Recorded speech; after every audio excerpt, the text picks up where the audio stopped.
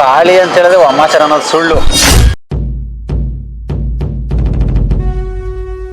ನಿಮ್ಗೆ ಎಲ್ಲೇ ಈ ಜಗತ್ತಿನಲ್ಲಿ ಎಲ್ಲಿ ಯಾವುದೇ ದೇವ್ರ ಹತ್ರ ವಾಮಾಚಾರ ಮಾಡಿಸಿದ್ರು ನೀವು ಕಾಳಿ ಹತ್ರ ಬಂದು ಒಂದು ಪೂಜೆ ಮಾಡಿಸೋದು.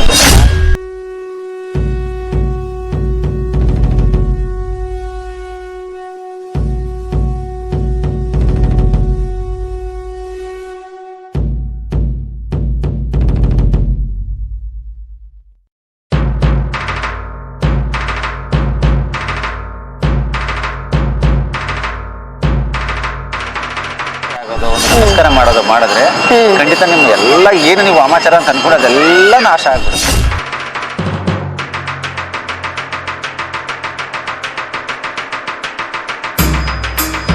ಕಾಳಿ ಅಂತ ಹೇಳಿದ್ರೆ ಯಂತ್ರ ತಂತ್ರ ಮಂತ್ರ ಭಕ್ಷಿಣಿ ಅಂತ ಕರೀತಾರೆ.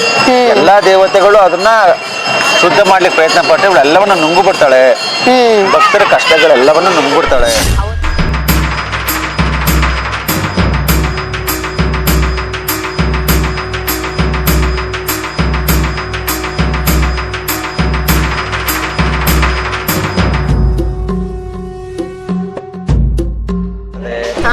ಪೂರ್ಣವಾದ ಬೆಳಕಿರುತ್ತೆ. ಅದರಲ್ಲಿ ಮಾಡಿದ್ರೆ ಎಲ್ಲಾ ಕಾರ್ಯಗಳು ವಿಶೇಷವಾಗಿ ಇರ್ತದೆ, ಚೆನ್ನಾಗಿ ನಡೆಯುತ್ತೆ. ನಮ್ಮಲ್ಲಿ ಅದು ಮೂಢನಂಬಿಕೆ ಬಂದ್ಕೊಬಿಟ್ಟಿದೆ ಅಷ್ಟೇ. ಅಮಾವಾಸ್ಯೆಯಲ್ಲಿ ಮಾಡಬಾರ್ದು ಅಂತ ಅಂದ್ಬಿಟ್ಟು ಬಂದಿದೆ. ಆಮೇಲೆ ಇನ್ನೊಂದು ಅಪ್ಪಾಜಿ, ಅಮಾವಾಸ್ಯೆ ಅಂದ್ರೆ ಅದು ಕಾಳಿಗೆ ಸಂಬಂಧ ಆಗಿರುತ್ತೆ. ಯಾಕಂದ್ರೆ ಕಾಲಭೈರೇಶ್ವರ ಬಂದು ಅವನು ಪ್ರಾರಂಭ ಅಂತ್ಯ.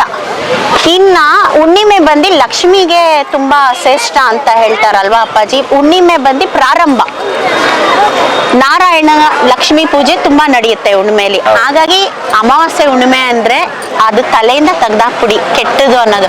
ಅಮಾವಾಸ್ಯೆ ಹುಣ್ಣಿಮೆಯಲ್ಲಿ ಎಲ್ಲ ಒಳ್ಳೇದಾಗುತ್ತೆ. ಕೆಲವರು ನಮ್ಮ ಭಕ್ತಾದಿಗಳ ಅಪ್ಪಾಜಿ ಅಮಾವಾಸ್ಯೆ ಹುಣ್ಣಿಮೆಯಲ್ಲಿ ಮದುವೆ ಆಗಿರೋ ಉಂಟು, ನೋಡಿದ್ರೆ ಅವರೇ ಚೆನ್ನಾಗಿದ್ದಾರೆ.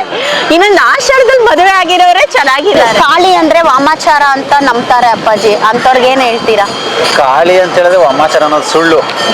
ನಿಮ್ಗೆ ಎಲ್ಲೇ ಈ ಜಗತ್ತಿನಲ್ಲಿ ಎಲ್ಲಿ ಯಾವುದೇ ದೇವ್ರ ಹತ್ರ ವಾಮಾಚಾರ ಮಾಡಿಸಿದ್ರು ನೀವು ಕಾಳಿ ಹತ್ರ ಬಂದು ಒಂದು ಪೂಜೆ ಮಾಡಿಸೋದು, ಒಂದು ಶರಣಾಗತಿ ಆಗೋದು, ಒಂದು ನಮಸ್ಕಾರ ಮಾಡೋದು ಮಾಡಿದ್ರೆ ಖಂಡಿತ ನಿಮ್ಗೆ ಎಲ್ಲ ಏನು ನೀವು ವಾಮಾಚಾರ ಅಂತ ಅನ್ಕೊಂಡದೆಲ್ಲ ನಾಶ ಆಗ್ಬಿಡುತ್ತೆ. ಕಾಳಿ ಅಂತ ಹೇಳಿದ್ರೆ ಯಂತ್ರ ತಂತ್ರ ಮಂತ್ರ ಭಕ್ಷಿಣಿ ಅಂತ ಕರೀತಾರೆ. ಎಲ್ಲಾ ದೇವತೆಗಳು ಅದನ್ನ ಶುದ್ಧ ಮಾಡ್ಲಿಕ್ಕೆ ಪ್ರಯತ್ನ ಪಟ್ಟರೆ ಇವಳು ಎಲ್ಲವನ್ನ ನುಂಗು ಬಿಡ್ತಾಳೆ. ಭಕ್ತರ ಕಷ್ಟಗಳೆಲ್ಲವನ್ನ ನುಂಗ್ಬಿಡ್ತಾಳೆ ಅನ್ನೋದು ಕಾಳಿಯ ಇದಾಗಿರುತ್ತೆ. ಮತ್ತೆ ಅನ್ಕೋಬಾರ್ದು ಕಾಳಿನ ನೆಗೆಟಿವ್, ಆತರ ನಕಾರಾತ್ಮಕತೆ, ವಾಮಾಚಾರ ಮಾಡೋ. ಕಾಳಿ ಅಂತ ಹೇಳಿದ್ರೆ ಎಲ್ಲಾ ದೇವತೆಗಳು ಉತ್ತರಕ್ಕೆ ಪೂರ್ವಕ್ಕೆ ಮುಖ ಮಾಡಿದ್ರೆ ಇವಳು ದಕ್ಷಿಣಕ್ಕೆ ಮುಖ ಮಾಡ್ತಾಳೆ, ಕೆಟ್ಟವ್ರ ಸಂಹಾರ ಮಾಡಕ್ಕೆ, ದುಷ್ಟನನ್ನ ಸಂಹಾರ ಮಾಡ್ಲಿಕ್ಕೆ. ಶಿವ ತುಳಿಸ್ಕೊಂಡಾಗ ಕಾಳಿ ಕೈಯಲ್ಲಿ ಏನ್ ಬೇಕು ನಿನ್ಗೆ ಅಂತ ಕೇಳಿದಾಗ ಶಿವ ಕೇಳ್ಕೊತಾನೆ, ಅಮ್ಮನ್ನ ನೀನು ದಕ್ಷಿಣ ದಿಕ್ಕಿಗೆ ಮುಖ ಮಾಡು, ಈ ದಿಕ್ಕಿಗೆ ಅಧಿಪತಿ ಶನಿ ಮತ್ತೆ ಯಮ ಆಗಿರ್ತಾರೆ, ಮತ್ತೆ ವಾಮಾಚಾರ ಮಾಡುವನ ದಿಕ್ಕಾಗಿರುತ್ತೆ, ಮತ್ತೆ ಎಣಗಳನ್ನ ಉಳುವಂತ ದಿಕ್ಕಾಗಿರ್ತದೆ, ಮತ್ತೆ ದೈತ್ಯರ ದಿಕ್ಕಾಗಿರುತ್ತೆ. ಹಾಗಾಗಿ ನೀನು ಈ ದಿಕ್ಕಿಗೆ ಮುಖ ಮಾಡಿ ಯಾರು ಸಮಸ್ಯೆಯಿಂದ ಬಳಲ್ತಾ ಇರ್ತಾರೆ, ಯಾರು ಈ ನಕಾರಾತ್ಮಕತೆ ಸಮಸ್ಯೆಯಿಂದ ಬಳಲ್ತಾ ಇರ್ತಾರೆ, ಈ ವಾಮಾಚಾರ, ಈ ಪೀಡೆ ಪಿಶಾಚಿಗಳು, ದಾರಿದ್ರ್ಯ ಇಂಥ ಸಮಸ್ಯೆಯಿಂದ ಬಳಲ್ತಾ ಇರ್ತಾರೆ, ಅಂಥವ್ರು ಬಂದು ನಿನಗೆ ನಮಸ್ಕಾರ ಮಾಡೋದು, ಶರಣಾಗತಿ ಆದಾಗ ಅವ್ರಿಗೆ ನೀನು ಆಶೀರ್ವಾದ ಮಾಡು, ಅವ್ರನ್ನ ರಕ್ಷಣೆ ಮಾಡು ಅಂತೇಳಿ ಶಿವ ಅಮ್ಮನಲ್ಲಿ ಕೇಳ್ಕೊತಾನೆ. ಮುಖ ಮಾಡ್ತಾಳೆ, ವಿಶೇಷ ದೇವತೆ ಆಗಿರ್ತಾಳೆ. ಯಾವ ದೇವತೆಗಳು ಈ ದಿಕ್ಕಿಗೆ ಮುಖ ಮಾಡ್ಲಿಕ್ಕೆ ಶಕ್ತರಲ್ಲ. ಒಬ್ಳೆ ತನ್ನ ಮಕ್ಕಳಿಗೆ ಯಾವುದೇ ಕಷ್ಟ ಬಂದ್ರು ಅದನ್ನ ಹಿಡಿದಿಟ್ಕೊಳ್ತಾರೆ. ಮತ್ತೆ ಇನ್ನೊಂದು ಮಾತು ಹೇಳಿದ್ರಲ್ಲ ಅಪ್ಪಾಜಿ, ನನ್ಗೆ ಅಮ್ಮ ಎಷ್ಟು ಪ್ರೀತಿ ಮಾಡ್ತಾಳೆ ಅಷ್ಟೇ ದಂಡನೂ ಕೊಡ್ತಾಳೆ. ಯಾಕೆ ಗೊತ್ತಾ? ಕಾಳಿ ಭಕ್ತರ ಆಗೋದು ಸಾಮಾನ್ಯ ಅಲ್ಲ. ಕಾಳಿ ಭಕ್ತರ ಆಗ್ಬೇಕಂದ್ರೆ ಅವಳೇ ಚಾಯ್ಸ್ ಮಾಡ್ತಾಳೆ. ಅವಳೇ ಚಾಯ್ಸ್ ಮಾಡೋದು, ಅವಳಿಗೆ ಇಷ್ಟ ಆದವ್ರನ್ನ ಅವಳೇ ಚಾಯ್ಸ್ ಮಾಡ್ತಾಳೆ. ಮಾಡಿದ್ಮೇಲೆ ಅವರಿಂದ ಯಾವ ತಪ್ಪು ಆಗ್ಬಿಡ್ದು. ತಪ್ಪಾದ್ರೆ ಏಟ್ ಖಂಡಿತ. ಹಾಗೇನೆ ಮಕ್ಳ ತಂಟೆಗೆ ಬಂದ್ರು ಬಿಡಲ್ಲ ಅಮ್ಮ. ಅಲ್ಲೇ ಡ್ರಾ ಅಲ್ಲೇ ಬಹುಮಾನ ಅಲ್ಲ ಅಪ್ಪಾಜಿ? ಖಂಡಿತ. ಇಷ್ಟೇ ಕಾಳಿ ವಿಶೇಷ. ಕಾಳಿಗೆ ಏನೇನೋ ಅನ್ಕೊಂಡ್ಬಿಟ್ಟಿದ್ದೀರಾ ಮಕ್ಳು, ಅದೆಲ್ಲ ಸುಳ್ಳು. ಅಪ್ಪಾಜಿ ಬಾಯಲ್ಲೇ ಕೇಳಿದ್ರಲ್ಲ, ಇನ್ನೇನ್ ಬೇಕು ಅಲ್ವಾ ಅಪ್ಪಾಜಿ? ಬನ್ನಿ ನಮ್ ದೇವಸ್ಥಾನಕ್ಕೆ. ಕಾಳಿ ಅಂದ್ರೆ ಎಲ್ಲ ಎದುರ್ತಾ ಇದ್ರು ಈ ಪ್ರಾಂತ್ಯದಲ್ಲಿ. ಕಾಳಿ ಫೋಟೋ ನೋಡಿದ್ರೆ ಅಪಶಕುನ, ಇದು ವಾಮಾಚಾರ, ಈ ತರ ಭಯ ಪಡ್ತಾ ಇದ್ರು. ನಾನೇ ಒಂದು 50,000 ಫೋಟೋಗಳನ್ನು ಮಾರಿದ್ದೀನಿ ಈ ವರ್ಷ, ಒಂದು 5-6 ವರ್ಷದಲ್ಲಿ. ಗರ್ಭಗುಡಿಯಲ್ಲಿ, ಮುಖ್ಯ ದ್ವಾರಗಳಲ್ಲಿ, ಅಂಗಡಿಗಳಲ್ಲಿ ದೃಷ್ಟಿ ನಿವಾರಣೆಗಳು. ಕೆಟ್ಟ ದೃಷ್ಟಿಯಿಂದ ಯಾರು ಬರ್ತಾರೆ ಆ ದೇವಿ ನೋಡಿದ ತಕ್ಷಣ ಅವರ ಕೆಟ್ಟ ದೃಷ್ಟಿ ಎಲ್ಲ ನಿವಾರಣೆ ಆಗ್ತದೆ. ಅವರ ಕೆಟ್ಟ ದೃಷ್ಟಿ ನಮ್ಮಲ್ಲಿ ಯಾವುದೇ ಪರಿಣಾಮ ಬೀರೋದಿಲ್ಲ. ಹಾಗಾಗಿ ಕಾಳಿಯನ್ನ ನೀವು ಸಾತ್ವಿಕ ದೇವತೆ ಅಂತಾನು ಖಂಡಿತ ಕರಿಬಹುದು. ಮತ್ತೆ ಅಪ್ಪಾಜಿ ಇಲ್ಲೆಲ್ಲ ಏನೋ ಕಾಯಿನ್ಸ್ ಕಟ್ಟಿದಾರಲ್ಲ, ಏನಿದಾರ ವರ್ಕ್? ಇದೇನಪ್ಪಾ ಅಂತ ಹೇಳಿದ್ರೆ ಹಾ ಮನುಷ್ಯನ್ಗೆ ನೀವೇ ತಿಳಿದಿರೋ ಹಾಗೆ ಹಾ ಆಲದ ಮರ ಅಲ್ಲ ಅಪ್ಪಾಜಿ ಇದು? ಇದು ಅರಳಿ ಮರ. ಅರಳಿ ಮರ. ಅರಳಿ ಮರ. ಹಾ ಪುಟ್ಟ ಪುಟ್ಟ ಆಸೆಗಳಿರ್ತದೆ ಮನುಷ್ಯರಿಗೆ, ಯಾರ ಹತ್ರನೂ ಹೇಳ್ಕೊಳ್ಲಿಕ್ಕೆ ಆಗೋದಿಲ್ಲ. ಹಾಗಾಗಿ ದೇವಿಯಲ್ಲಿ ಬಂದು ಶುಕ್ರವಾರ ಮಂಗಳವಾರ ಯಾವ್ದಾರ ಒಂದು ದಿನ ಬಂದು ಮಡ್ಲಕ್ಕಿ ಕೊಟ್ಟು ಅಮ್ಮನವ್ರಿಗೆ ಪ್ರಾರ್ಥನೆ ಮಾಡಿ ಇಲ್ಲಿ ಒಂದು 5 ರೂಪಾಯಿ ನಾಣ್ಯ ಕಟ್ಟಿದ್ರೆ, ನಾಣ್ಯ ಕಟ್ಟಿ 9 ವಾರ ಬಿಡದಾಗ ಬಂದು ದೇವಿ ಪೂಜೆ ಮಾಡಿಸಿದ್ರೆ ನಾವು ಅನ್ಕೊಂಡಿದ್ದು ಆಗತ್ತೆ ಅನ್ನೋದು ಈ ನಂಬಿಕೆ ಆಗಿದೆ. ಖಂಡಿತ ಪಾಪ ಈಗ ಒಂದು ದೃಷ್ಟಿಯಲ್ಲಿ ವಾಮಾಚಾರ ಅಂತ ಕರೀತಾರೆ. ವಾಮಾಚಾರ ಅಂದ್ರೆ ಅದನ್ನು ಕೆಟ್ಟದ್ದೇನಲ್ಲ.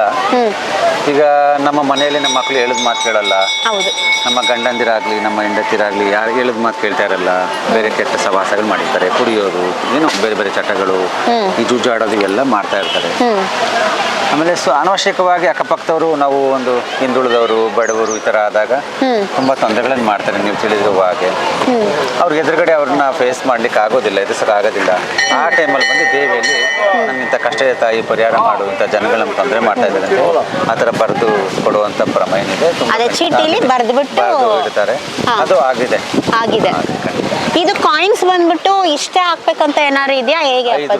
5 ರೂಪಾಯಿ ನಾಣ್ಯ. ಹಾ 5 ರೂಪಾಯಿ ನಾಣ್ಯ ಹಾಕ್ಬೇಕು. ಅಮ್ಮನ ವಾರ ನಿಜವಾಗ್ಲೂ ಇರಬೇಕಾದ್ದು ಉತ್ತರ ಪ್ರಾಂತ್ಯದಲ್ಲಿ ಶನಿವಾರ ಮತ್ತೆ ಸೋಮವಾರ. ಇಲ್ಲಿ ನಾವು ಮತ್ತೆ ಭಾನುವಾರ ಅಲ್ಲ ಅಪ್ಪಾಜಿ? ಭಾನುವಾರ, ಶನಿವಾರ, ಸೋಮವಾರ. ನಾವು ದಕ್ಷಿಣದವರು ಆದ್ರಿಂದ ನಾವುಗಳು ಶುಕ್ರವಾರ, ಮಂಗಳವಾರ, ಭಾನುವಾರ 3 ದಿನ ನಾವಿಲ್ಲಿ ಪ್ರಶಸ್ತವಾಗಿ ಮಾಡ್ತೀವಿ ಪ್ರಾಂತ್ಯದಲ್ಲಿ ಎಲ್ಲ ನಂಬಿರ್ತೀವಿ. ಮುಖ್ಯವಾಗಿ ಕಾಳಿಯಮ್ಮ ಹೈವೇ ಹತ್ರನೇ ನೆಲೆಸಿದ್ದಾರೆ. ಅಪ್ಪಾಜಿ ನೀವು ಹೇಳಿದ್ರಲ್ಲ ದೇವಿ ನಿಮಗೆ ಹೇಗೆ ಇಲ್ಲೇ ಬರಬೇಕು, ಇಲ್ಲೇ ನಾನು ಸ್ಥಾಪನೆ ಆಗಬೇಕು ಅನ್ನೋದು ನಿಮ್ಗೆ ಹೇಗೆ ಗೊತ್ತಾಯ್ತು? 19ನೇ ವಯಸ್ಸಲ್ಲಿ ಕಲ್ಕತ್ತಾದಲ್ಲಿದ್ದೆ ನಾನು, ಕಾಳಿ ದೇವಸ್ಥಾನದಲ್ಲಿ ಸೇವೆ ಮಾಡಿಕೊಂಡು. ಕಲ್ಕತ್ತಾ 2 ವರ್ಷ ಇದ್ದೆ. ಅವಾಗ ಅವಳದು ಹೇಳಿದ್ಲು, ನೀನು ಯಾಕೆ ಇಲ್ಲಿರ್ತೀಯ, ನಿನ್ನ ಪ್ರಾಂತ್ಯಕ್ಕೆ ಬರ್ತೀನಿ, ಅಲ್ಲಿನ ನನ್ನ ಭಕ್ತರುಗಳು ಇಲ್ಲಿ 3,500 ಕಿಲೋಮೀಟರ್ ಬರ್ಲಿಕ್ಕೆ ಆಗೋದಿಲ್ಲ, ನಾನು ನಿನ್ನ ಪ್ರಾಂತ್ಯಕ್ಕೆ ಬರ್ತೀನಿ, ನೀನು ಹೋಗು ಅಂತೇಳಿ ನನ್ನನ್ನು ಆಶೀರ್ವಾದ ಮಾಡಿ ಕಳಿಸಿದ್ಲು. ಇಲ್ಲಿ ಬಂದು ಈಗ ಮತ್ತೆ ನಿಮ್ಮ ಕನಸಲ್ಲಿ ಇಲ್ಲಿ ಭೂಮಿ ಒಳಗಡೆ ನೀವು ಇಲ್ಲಿ ಕೆಲಸ ಸ್ಟಾರ್ಟ್ ಮಾಡ್ಬೇಕಂದಾಗ ನಿಮ್ಗೆ ಅಮ್ಮಂದು ಲಿಂಗ ಏನೋ ಸಿಕ್ಕಿತ್ತಲ್ವಾ ಅಪ್ಪಾಜಿ ಕಲ್ಲಲ್ಲಿ?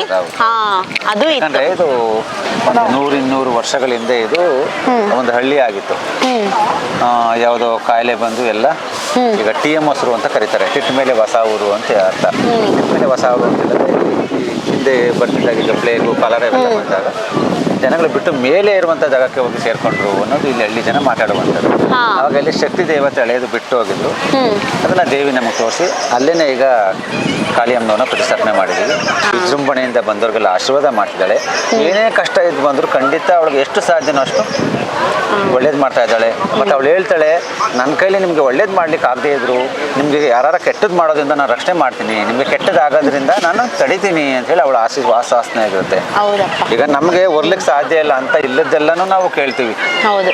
ನಮಗೆ ಅಷ್ಟು ಒರ್ಲಿಕ್ಕೆ ಸಾಧ್ಯನೇ ಇಲ್ಲ, ಆದ್ರೂ ನಾವು ಅನವಶ್ಯಕವಾಗಿ ದುರಾಸೆ ಇಟ್ಕೊಂಡು ಕೇಳ್ತೀವಿ. ಅವಳು ಗೊತ್ತು ನಮ್ಗಳಿಗೆ ಏನು ಕೊಡಬೇಕು, ಏನು ಕೊಟ್ಟರೆ ನಾವು ಹೊರ್ತೀವಿ, ಅದು ನಮಗೆ ಒಳ್ಳೇದಾಗ್ತದೆ, ನಮಗೆ ದಕ್ಕತ್ತೆ ಅನ್ನೋದು ಅವಳು ಗೊತ್ತಿದೆ. ಖಂಡಿತ ಆಶೀರ್ವಾದ ಮಾಡಿ. ಅದೇ ನಮ್ಮ ಅನುಸಾರ ಪ್ರಕಾರ ಅವ್ರು ಕೊಡ್ತಾರ ವರ. ಏನೇನೋ ಕೇಳಿದ್ರೆ ಕೊಡಲ್ಲ. ಶಕ್ತಿ ಅನುಸಾರ ಏನ್ ಬೇಕು ನಾವ್ ಅದನ್ನ ಇಟ್ಕೋತೀವ, ಅದನ್ನ ಸಂಭಾಳಿಸಕ್ ಸಾಧ್ಯನಾ, ಅದನ್ನ ಹೊರ್ಲಿಕ್ಕೆ ಸಾಧ್ಯನಾ ಅಂತೇಳಿ ಖಂಡಿತ ಪ್ರತಿಯೊಬ್ಬರಿಗೂ ಏನ್ ಕೊಡ್ಬೇಕು ಖಂಡಿತ ಕೊಡ್ತಾರೆ. ನಮಸ್ಕಾರ ಎಲ್ಲರಿಗೂ, ಮತ್ತೆ ಭೇಟಿ ಆಗೋಣ.